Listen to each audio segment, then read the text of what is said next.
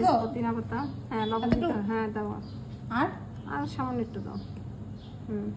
আজকে হচ্ছে আপনাদের জন্য মুড়ি মাখার ভিডিও করছি।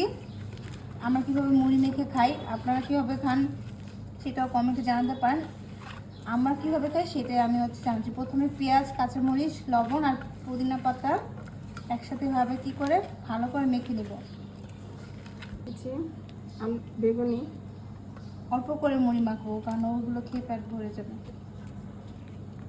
আর দিব না আর দিও না। ঠিক আছে, এবার ফুলুরি নিচ্ছি। বেগুনি